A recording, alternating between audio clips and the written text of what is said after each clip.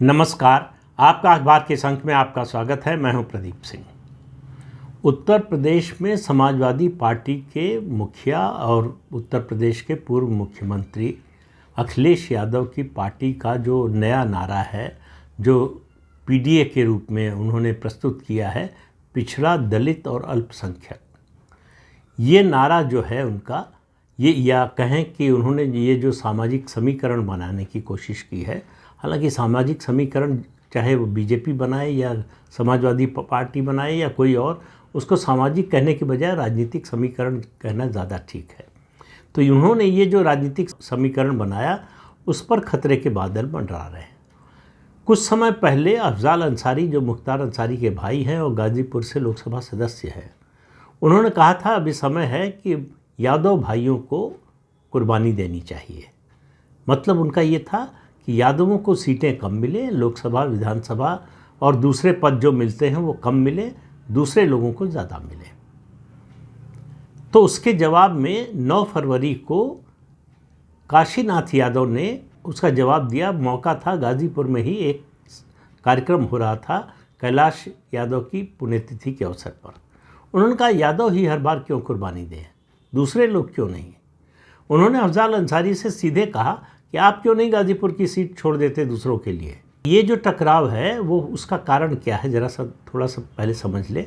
उसका कारण ये है कि 2024 के लोकसभा चुनाव में अखिलेश यादव ने प्रदेश के समाजवादी पार्टी के जो प्रमुख नेता थे, हर ज़िले से यादव नेता थे, उनको बुलाया था और कहा था कि इस चुनाव में आपको थोड़ा संतोष करना पड़ेगा, हम गैर यादवों को ज़्यादा टिकट देंगे, आपकी बारी विधानसभा के समय आएगी और ये पार्टी को मजबूत करने के लिए ज़रूरी है। सब लोग सहमत हो गए, उसका फ़ायदा भी मिला समाजवादी पार्टी को। अब 2027 में विधानसभा चुनाव होने वाले हैं, तो अब यादव कह रहे हैं कि हमारी बारी आ गई है। लेकिन फिर कहा जा रहा है कि भाई आखिर दूसरे लोगों को भी एडजस्ट करना है। मुसलमान वोट देते हैं तो मुसलमानों को ज़्यादा सीट मिलनी ही चाहिए।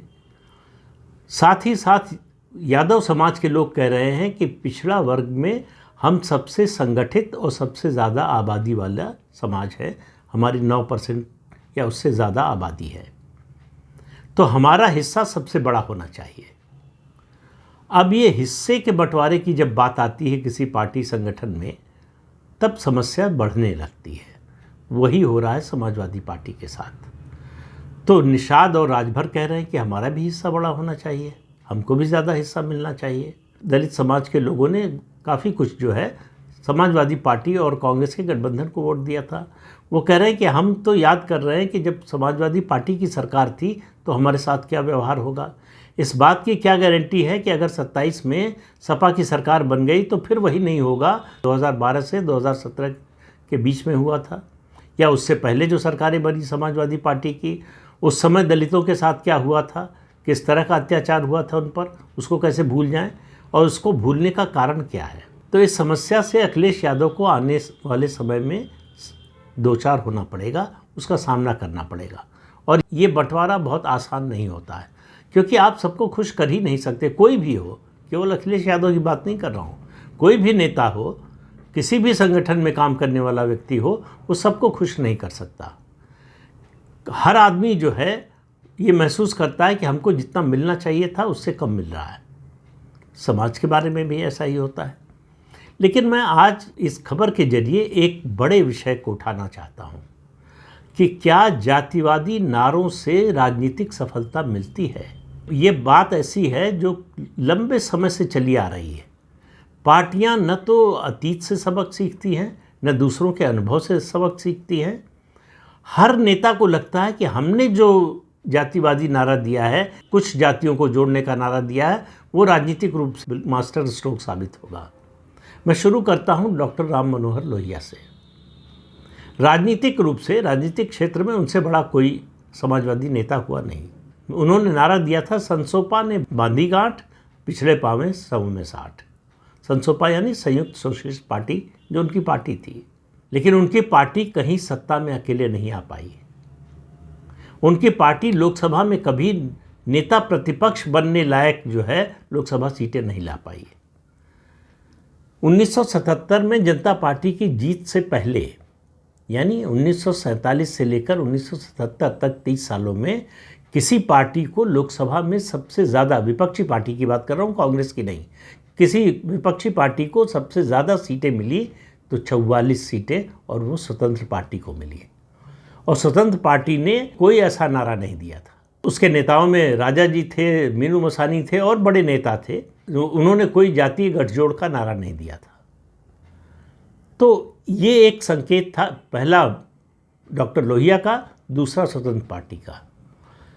और डॉक्टर लोहिया का जो नारा था उसमें तो पिछड़ों में महिलाएं भी शामिल थीं। इसके बावजूद आप देख लीजिए कि संसोपा की राजनीतिक सफलता का रिकॉर्ड क्या है, आपको समझ में आ जाएगा। फिर गुजरात में माधव सिंह सोलंकी मुख्यमंत्री हुए, कांग्रेस के बड़े नेता थे। उन्होंने खाम का नारा दिया। खाम यानी KHAM, क्षत्रिय, उस समय दलितों को हरिजन कहा जाता था, हरिजन, आदिवासी और मुस्लिम। उनको लगा कि ये नारा देने से, ये गठजोड़ बनाने से हम हमेशा के लिए गुजरात में कांग्रेस पार्टी स्थापित रहेगी, सत्ता में रहेगी। नतीजा ये हुआ, सत्ता से बाहर हो गए और उसके बाद बाहर होते ही गए, और पिछले 36 सालों से सत्ता से बाहर है कांग्रेस पार्टी। फिर उत्तर प्रदेश में चौधरी चरण सिंह ने पहले अजगर बनाया, अजगर यानी अहीर, जाट, गुजर और राजपूत। फिर उनको कहा गया कि अरे भाई आपने मुसलमानों को छोड़ दिया, तो उन्होंने मजगर बना दिया, तो उसमें मुसलमान भी जोड़ दिया। फिर भी चौधरी चरण सिंह इतने बड़े नेता होने के बावजूद उत्तर प्रदेश में कभी बहुमत हासिल नहीं करा पाए अपनी पार्टी को। जब भी मुख्यमंत्री बने तो जनसंघ और दूसरे दलों के, क्षेत्रीय दलों के समर्थन से बने। प्रधानमंत्री बने कुछ महीने के लिए तो कांग्रेस के समर्थन से बने। उत्तर प्रदेश में उनकी पार्टी कभी नंबर 1 की पार्टी नहीं बन पाई विधानसभा में, सरकार की बनाने की तो बात ही छोड़ दीजिए। फिर उसके बाद आए विश्वनाथ प्रताप सिंह।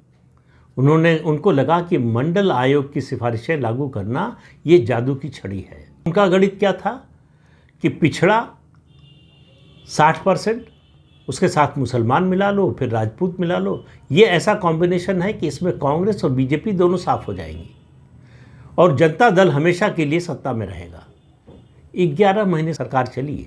उनको बड़ी उम्मीद थी, जब उनके खिलाफ अविश्वास प्रस्ताव आया तो उनको बड़ी उम्मीद थी कि अक्रॉस द पार्टी जितना पिछड़ा वर्ग के जितने सांसद हैं सब उनका समर्थन करेंगे। उनकी पार्टी के भी सांसदों ने, पिछड़ा वर्ग के सांसदों ने समर्थन नहीं किया और विश्वनाथ प्रताप सिंह की राजनीति हमेशा के लिए खत्म हो गई। तो जातीय नारों या जातीय गठबंधन के नारों से जनाधार का कोई संबंध नहीं है और जनता इसको कभी गंभीरता से लेती नहीं। ये मैंने जितने उदाहरण बताए, इससे पहले अखिलेश यादव से पहले के जितने उदाहरण बताए, ये सब राष्ट्रीय नेता थे, बड़े नेता थे। अपने प्रदेश में इनका जनाधार था, इनका प्रभाव था। ये सब सफल नहीं हुए। अखिलेश यादव को कैसे लगा कि वो सफल हो जाएंगे, और उन्होंने ये नारा तब बनाया है जब 5 साल सत्ता में रहने के बाद 224 से 47 सीट पर पहुंच गए और 2014, 2017, 2019 और 2022 4 चुनाव, 2 लोकसभा 2 विधानसभा लगातार हारे। 5वां चुनाव जो लोकसभा का हुआ 2024 में, उसमें ज़रूर उनको सफलता मिली, ऐसी सफलता जो समाजवादी पार्टी को कभी नहीं मिली थी। 37 सांसद जीत गए उनके। लेकिन मैं तो बार बार कहता हूं, जब से नतीजा आया 2024 में लोकसभा चुनाव का कि समाजवादी पार्टी को जो सीटें मिली हैं लोकसभा में, ये बाढ़ का पानी है और बाढ़ के पानी से कभी भी नदी के जल स्तर का अनुमान नहीं लगाना चाहिए। जब पानी उतरता है तब आपको पता चलता है कि अरे हम जो सोच रहे थे जो जल स्तर है वो है नहीं। वही होने जा रहा है 2027 में समाजवादी पार्टी के साथ। समाजवादी पार्टी को लग रहा है कि 37 लोकसभा सीटें जीतने के बाद अब उसको पीछे मुड़कर देखने की ज़रूरत नहीं है, अब वो आगे ही जाएगी। और आज मैं कह रहा हूँ, अभी 1 साल बाकी है उत्तर प्रदेश विधानसभा के चुनाव में, कि किसी भी हालत में जो 2024 की सफलता है उसको समाजवादी पार्टी दोहराने नहीं जा रही है विधानसभा चुनाव में। केवल जातीय गठजोड़ की घोषणा कर देने से गठजोड़ बन नहीं जाता है। अब सवाल ये देखिए, जैसे ही आप दायरा बढ़ाते हैं, बीजेपी यही समस्या झेल रही है। बीजेपी ने अपना राजनीतिक समीकरण साधा, जब ज़्यादा जो है सामाजिक वर्गों को जोड़ा तो जाहिर है कि कुछ वर्ग के हिस्से में कटौती होगी, और कोई नहीं चाहता कि उसके हिस्से में कटौती हो।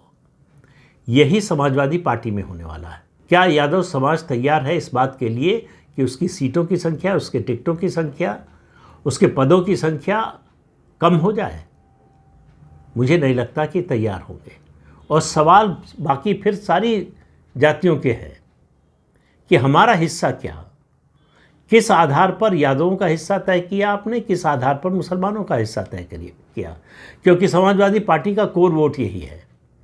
समाजवादी पार्टी इनको कम करके आगे नहीं बढ़ सकती और इनको बढ़ाकर दूसरों का साथ नहीं ले सकती।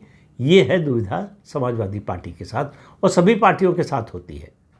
समाजवादी पार्टी के साथ ज़्यादा है क्योंकि वो निर्भर है पूरी तरह से। मुस्लिम यादव समीकरण जरा भी गड़बड़ हुआ, 2009 का लोकसभा चुनाव याद कर लीजिए।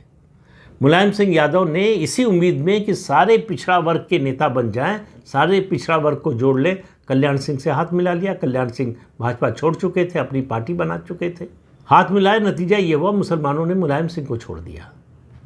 जो मुलायम सिंह मुसलमानों के लिए मुल्ला मुलायम बने, जिस मुलायम सिंह ने कार सेवकों पर गोली चलाई मुसलमानों को खुश करने के लिए, उन्हीं मुलायम सिंह यादव को मुसलमानों ने 2009 के लोकसभा चुनाव में छोड़ दिया और कांग्रेस के साथ चले गए। कांग्रेस को 21+1 आम चुनाव में 21 सीटें मिली। बाद में फिरोजाबाद की सीट जो है वो बाई इलेक्शन में जीते। उसके बाद से इतनी सीटें कभी नहीं मिली। उस चुनाव नतीजे से मुलायम सिंह यादव ने सबक सीखा, उन्होंने कल्याण सिंह से अपना गठबंधन तोड़ दिया। राजनीति में जो जनता के जनादेश को, जनता के संदेश को नहीं समझते, उनको फिर मात खानी पड़ती है, मुँह की खानी पड़ती है। ये बात सभी पार्टियों पर लागू होती है। देश में ऐसी कोई पार्टी नहीं है जिस पर ये फॉर्मूला लागू ना होता हो, जिस पर ये सिद्धांत लागू ना होता हो। तो बात केवल समाजवादी पार्टी की नहीं है। बात यह है कि राजनीति केवल जातीय नारों से नहीं चलती, केवल जातीय गठजोड़ से नहीं चलती। आपके पास एक विजन होना चाहिए, एक नेतृत्व होना चाहिए जिसकी विश्वसनीयता हो, जिसके काम पर, जिसकी क्षमता पर लोगों का भरोसा हो। क्या अखिलेश यादव ऐसे नेता हैं? चूँकि मैं उत्तर प्रदेश की बात कर रहा हूँ तो इसलिए कह रहा हूँ। 4 चुनाव में लगातार जनता ने अविश्वास जताया है। 5 साल का आपका मुख्यमंत्रित्व काल का काम देखने के बाद भारी अविश्वास जताया। 2019 में बहुजन समाज पार्टी से आपने अलायंस कर लिया, उसके बावजूद लोगों ने भरोसा नहीं जताया। 5 सीटें 2014 में मिली थी, 5 ही 2019 में भी रह गई। लेकिन मुझे लगता है कि अखिलेश यादव ने इन बातों से कोई सबक नहीं सीखा। न तो दूसरे नेताओं ने जो किया उससे, न उनके पिता ने जो किया उससे, और न ही उन्होंने जो किया उससे कोई सबक सीखा हो। और ये सबक सभी पार्टियों के लिए है। केवल जातियों के गठजोड़ का, राजनीतिक गठजोड़ का नारा दे देने से वो जातियां आपके साथ नहीं आ जाती। उनका दिल मांगे मोर वाला मामला है। उनको संगठन में भी हिस्सेदारी चाहिए, उनको सत्ता में भी हिस्सेदारी चाहिए, उनको बाकी क्षेत्रों में जो राजनीतिक क्षेत्र हैं और प्रशासनिक क्षेत्र हैं उसमें भी हिस्सेदारी चाहिए। और हिस्सेदारी चाहिए ही नहीं, उनको लगे कि उनके साथ न्याय हो रहा है। और उसके साथ साथ ये संतुलन साधना पड़ता है कि दूसरे लोग जो पहले से आपके साथ हैं उनको ये न लगे कि उनके साथ अन्याय हो रहा है। ये तलवार की धार पर चलने जैसा है, बहुत कठिन काम है। तो ये पीडीए का नारा देकर अखिलेश यादव ने दरअसल अपने गले में फंदा डाल लिया है। तो 2027 के विधानसभा चुनाव में भाजपा की चुनौती तो एक तरफ, अखिलेश यादव का ये जो पीडीए का नारा है ये उनके सामने सबसे बड़ी चुनौती के रूप में खड़ा है।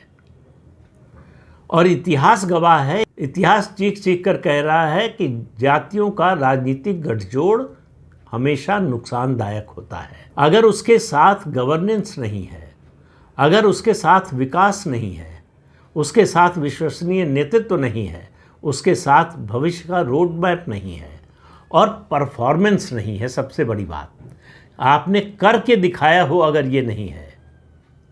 राहुल गांधी का उदाहरण देख लेते हैं। अखिलेश यादव क्यों लगातार जनता रिजेक्ट कर रही है? ये जो बातें कह रहा हूँ इनमें से कुछ नहीं है राहुल गांधी के पास, और अखिलेश यादव उसी रास्ते पर चल रहे हैं।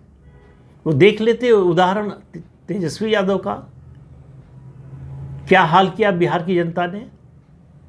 उनके पास भी एनवाई समीकरण था और अखिलेश यादव से ज़्यादा मजबूत समीकरण था, क्योंकि यादव और मुसलमानों दोनों की जनसंख्या जो है बिहार में उत्तर प्रदेश की तुलना में ज़्यादा है।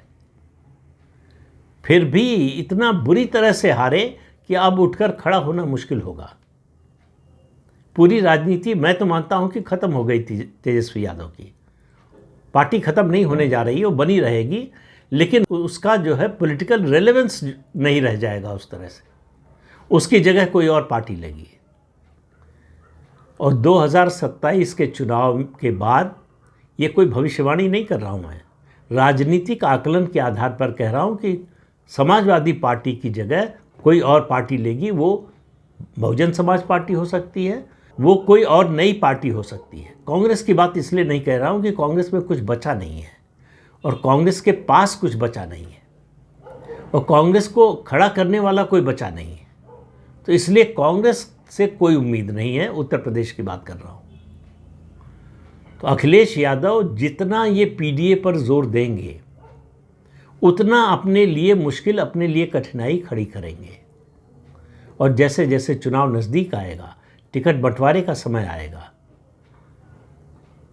लगातार उन पर दबाव बढ़ने लगेगा हर वर्ग की मांग का कि हमको इतना मिलना चाहिए, हमारा अधिकार इतना है।